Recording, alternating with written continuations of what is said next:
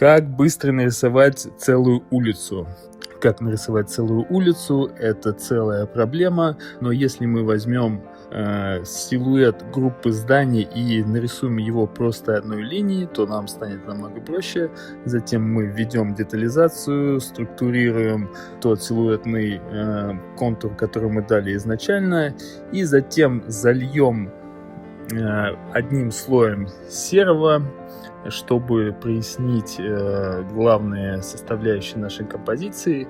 Затем добавим цвет в центральный объект, который является у нас фокусным, и к нему приведем взгляд зрителя за счет того, что будем добавлять и насыщать детализацией композицию ближе к фокусному объекту, который мы решили будет доминировать в этой композиции.